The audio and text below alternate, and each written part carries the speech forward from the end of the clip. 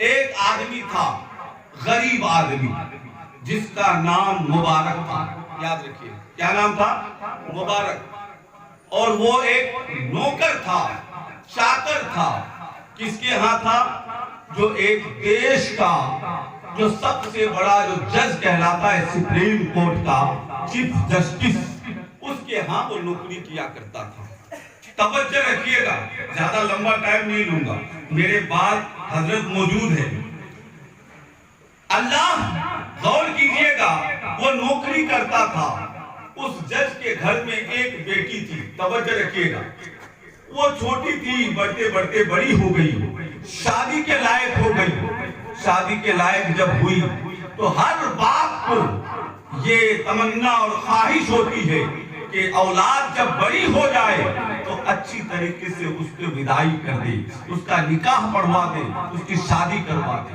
اب جج صاحب جب ان کی بیٹی جوان ہوئی، بڑی ہوئی، تو ان کے اندر بھی بے چینی اور بے قراری پیدا ہوئی کہ ایک اچھا رشتہ دیکھ کر اس کا نکاح کروا دیتے ہیں، بیٹی کی وداعی کروا دیتے ہیں.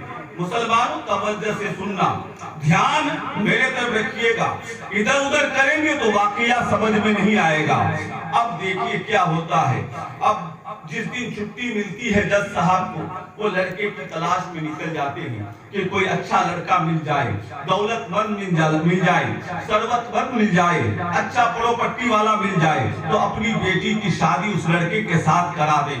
لیکن جب جاتے ہیں، اگر گھر اچھا ہوتا ہے تو لڑکا اچھا نہیں ملتا ہے، اور اگر لڑکا اچھا ملتا ہے تو گھر بالکل غریب ملتا ہے. اور جج ہے وہ بھی سپریم کورٹ کے جج قاضی القضات ہے، ان کی بیٹی ہے.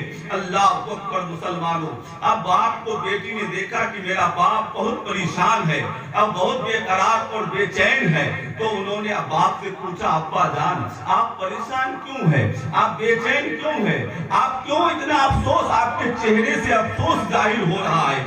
باپ نے کہا ابا جان، باپ نے کہا بیٹی دیکھو، جب بیٹی جوان ہو جائے تو باپ پر چنتا ہو جائے، باپ کے سر پہ چنتا سوار ہو جاتا ہے کہ جلدی سے لڑکا دیکھ کر اس کے رشتہ طے کر دیا جائے، ان کا نکاح کر دیا جائے. میں کہیں بھی لڑکا دیکھنے جاتا ہوں، لڑکا اگر ٹھیک ملتا ہے تو ان کا گھر صحیح نہیں ملتا، اور اگر گھر صحیح ملتا ہے تو لڑکا صحیح نہیں ملتا. اسی پریشانی میں واپس جب گھر آتا ہوں، اسی سوچ میں مبتلا رہتا ہوں، میں کروں تو کیا کروں. لڑکا ٹھیک نہیں مل رہا ہے، اگر لڑکا ٹھیک مل رہا ہے تو گھر ٹھیک نہیں مل رہا ہے. اب کیا کیا جائے. اب بیٹی دیکھیے کیا بیٹی جواب دیتے ہیں. اللہ اکبر. بیٹی کیا جواب دیتی ہے. آج کل کی بیٹی نہیں ہے، پہلے کی بیٹی تھی جو اسلام کو جانتی تھی، اسلام کو پڑھتی تھی، اسلام میں رغبت رکھا کرتی تھی. انہوں نے کہا یہ امیری، یہ غریبی تو اللہ کا دین ہے. اللہ چاہے تو دولت مند بنا دے، اللہ چاہے تو غریب کر دے، یہ تو دولت آنے جانے والی چیز ہے.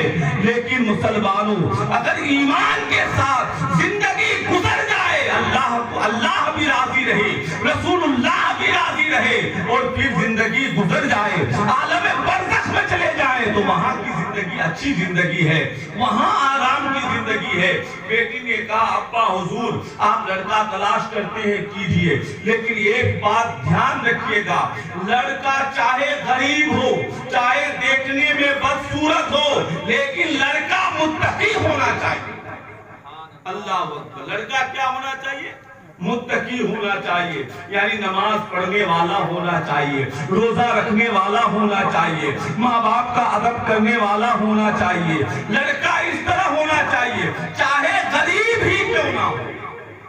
شرابی نہیں ہونا چاہیے، جوا کھیلنے والا نہیں ہونا چاہیے، عیاشی کرنے والا نہیں ہونا چاہیے، کھڑے ہو کر پیشاب کرنے والا نہیں ہونا چاہیے، یہ نہیں ہونا چاہیے، غیبت خوری کرنے والا نہیں ہونا چاہیے، بلکہ ہر وقت ہر حال میں اللہ کا شکر ادا کرنے والا اور اللہ کی اور مصیبت میں صبر کرنے والا لڑکا ہونا چاہیے. اللہ اکبر. ایسا لڑکا ہونا چاہیے. باپ سنتے ہی کہا ٹھیک ہے بیٹی ویسے ہی تلاش کریں گے. لیکن باپ نے جب تلاش کرنا شروع کیا تب بھی اس طرح کا لڑکا نہیں مل رہا ہے، ان کے پسند کا لڑکا نہیں مل رہا ہے. کئی مہینہ گزر گیا. باپ کو دیکھا، باپ پریشان ہے. بیٹی نے کہا ابا حضور کیا اب تک لڑکا نہیں ملا؟ کہا نہیں ملا. کہا آپ کو تلاش کرنے کی ضرورت نہیں ہے، آپ کے گھر میں جو مبارک نوکر ہے وہ آپ کا داماد بننے کے لائق ہے. اللہ اکبر. جو آپ کے گھر میں نوکر ہے، جو آپ کے گھر میں نوکری کرتا ہے، جو آپ کے گھر میں چاکری کرتا ہے، وہ آپ کا داماد بننے کے لائق ہے. جج صاحب سر پکڑ لیے. کہا یہ تو میرا نوکر ہے اور نوکر میرا داماد کیسے بنے گا؟ بیٹی نے کہا ابا حضور یہ نوکر ہے اس لیے آپ کا داماد نہیں بنے گا، اس کو نوکری سے نکال دو. بیٹی نے کہا اسے نوکری سے نکال دو. پھر اس نے بیٹی پر شک کیا، کیا یہ نوکر ہے کہیں پیار تو نہیں ہو گیا، کہیں محبت تو نہیں ہو گئی؟ انہوں نے کہا قسم اللہ کی. بیٹی نے کہا قسم اللہ کی کوئی محبت نہیں ہے، کوئی پیار نہیں ہے ابا حضور، بلکہ میں ان کے چال کو دیکھتی ہوں، ان کے اٹھنے کو دیکھتی ہوں، ان کے بیٹھنے کو دیکھتی ہوں. جو ہی مسجد میں اذان ہوتی ہے یہ کام چھوڑ کر نماز پڑھنے لگ جاتے ہیں. رمضان کا مہینہ آتا ہے روزہ رکھتا ہے. بس یہی وجہ ہے کہ جب اللہ کی طرف سے پکار آتی ہے اے لوگوں آؤ کامیابی کی طرف، اے لوگوں آؤ نماز کی طرف، تو یہ کام چھوڑ کر نماز پڑھنے لگ جاتا ہے.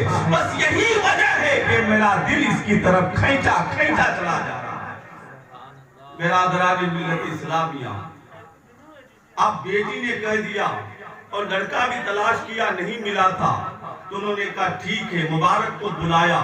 مبارک ادھر آؤ. مبارک آتا ہے اور آنے کے بعد کہتا ہے کہ سنو تم کو میں نوکری سے نکالتا ہوں. اللہ اکبر. مبارک پیر میں گر جاتا ہے. کیا بات ہے، کیا غلطی ہو گئی؟ آپ کی تنخواہ سے میرا گھر چلتا، میرے گھر میں سب کچھ کھاتے پیتے، اگر آپ نوکری سے نکال دیں گے تو میرا گھر میں چولہا جلنا بند ہو جائے گا. اے میرے آقا کیا بات ہو گئی کہ آپ مجھے نوکری سے نکال رہے ہو؟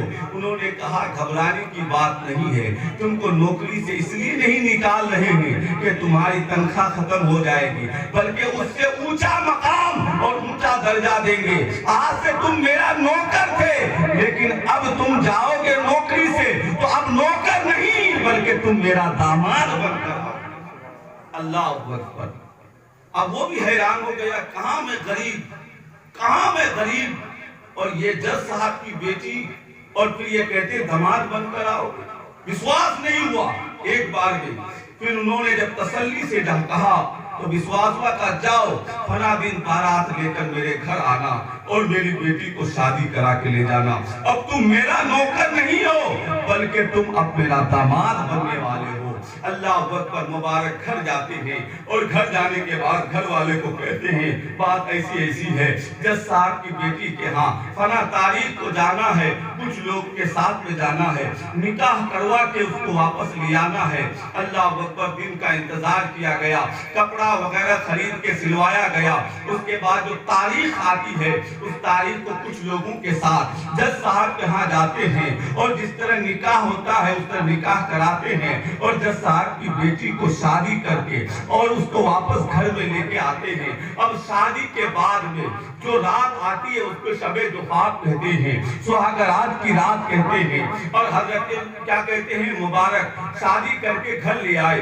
دونوں میاں بیوی گھر میں بیٹھے ہیں. حضرت مبارک جو ہے نبیوں کے واقعات کو سنانا شروع کرتے ہیں. حضرت آدم علیہ السلام کا واقعہ یہ ہے، حضرت نوح علیہ السلام کا واقعہ یہ ہے، حضرت شیش علیہ السلام کا واقعہ یہ ہے. اتنے میں فجر کا وقت ہو جاتا ہے، مسجد میں آذان کی آواز آتی ہے، اللہ اکبر کی صدا بلند ہوتی ہے. مبارک کہتے ہیں تم یہی نماز پڑھ لو، میں مسجد سے جماعت کے ساتھ نماز پڑھ کر آتا ہوں. اللہ اکبر. ایک رات گزر گئی. جب دوسری رات آتی ہے پھر مبارک گھر کے اندر داخل ہوتے ہیں. پھر حضرت موسیٰ علیہ السلام کے واقعہ کو سنانا شروع کرتے ہیں، حضرت عیسیٰ علیہ السلام کے واقعہ کو سنانا شروع کرتے ہیں. اور اس کے بعد پھر فجر کی اذان ہو جاتی ہے. مبارک کہتے ہیں تم یہی نماز پڑھ لو، میں مسجد سے نماز پڑھ کے آتا ہوں۔ اسی طرح جب تیسری رات آتی ہے، تیسری رات بھی وہ آ کر بزرگان دین کے واقعات کو سنانا شروع کرتے ہیں، نبی کریم کے واقعات کو سناتے ہیں، صحابہ کرام کے واقعات کو سناتے ہیں۔ اتنے میں فجر کا وقت ہو جاتا ہے، مسجد سے اذان کی صدا بلند ہوتی ہے، اور صدا بلند ہونے کے بعد ان کے وہ مبارک کہتے ہیں تم یہی نماز پڑھو، میں مسجد میں جا کر نماز ادا کر کے آتا ہوں۔ اللہ اکبر۔ اسی طرح کرتے کرتے 10 رات گزر جاتی ہے۔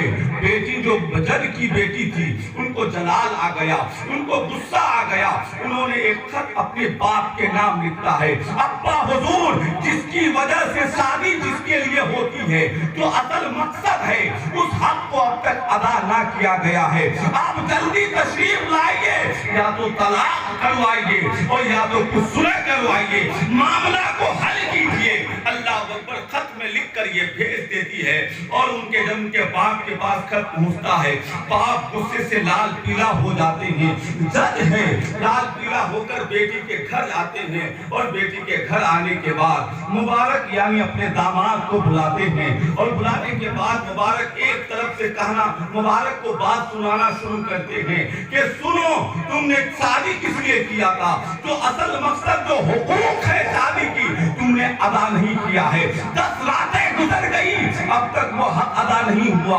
اللہ اکبر۔ یہ کہنے کے بعد اب مبارک کہتے ہیں اے میرے قبلہ صاحب، اے میرے سسر، آپ نے ساری بات کہہ لی، کہاں کہہ لی، اب میری بات سنیے کہ میں کیوں نہیں بلکہ رات کو بزرگان دین کے واقعہ کو سناتا ہوں اور انبیاء کرام کے واقعہ کو سناتا ہوں۔ اب سنو اور آپ لوگ بھی غور سے سنو۔ مبارک کہتے ہیں اے جج صاحب، اے میرے سسر، اب غور سے سنو، آپ جج ہیں، کہاں میں جج ہوں، بہت سارے فیصلے آپ ایسے کیے ہیں، رشوت لے کر آپ نے جو فیصلے کیے ہیں غلط فیصلے کیے ہیں، رشوت لینا اسلام میں حرام ہے۔ جج صاحب میرے سسر آپ سنیے، غور سے سنیے، میرے نبی ارشاد فرماتے ہیں جو انسان حرام کا ایک لقمہ حلق کے نیچے اتارتا ہے 40 دن تک اللہ تعالیٰ اس کی عبادت کو قبول نہیں فرماتا ہے۔ ابھی تو 10 راتیں ہوئی ہے، ابھی 30 راتیں اور باقی ہے، کیونکہ اس رشوت کے پیسے سے آپ کی بیٹی نے بھی کھایا ہے، آپ بھی کھائے ہیں، تو اس رشوت کے پیسے کو نکلنے میں 40 راتیں گزرے گی، اس کے بعد ہی اس پیسے سے یہ حرام سے پاک ہوگی۔ ابھی 10 راتیں ہیں۔ جج صاحب سمجھ گیا کہ یہ مبارک عام انسان، عام آدمی نہیں ہے، بلکہ متقی اور پرہیزگار ہے۔ اللہ اکبر۔ وہ سمجھا کہ بیوی کو، وہ جج صاحب چلے جاتے ہیں۔ 40 دن گزرنے کے بعد، اس کے بعد جو میاں بیوی کے حقوق ہے مبارک نے ادا کیا، اور اس سے وہ عورت ان کی حاملہ ہوئی، اور 9 مہینے کے بعد جو بچہ جنا اس کا نام عبداللہ بن مبارک ہوا، اور عبداللہ بن مبارک ایک ایسے عالم دین بنا کہ فقہ حنفی میں اس سے بڑا عالم کوئی پیدا ہی نہیں۔ تو یہ کس کا کرم ہے؟ آج ہمارے بچے شراب میں ڈوبے رہتے ہیں، آج ہمارے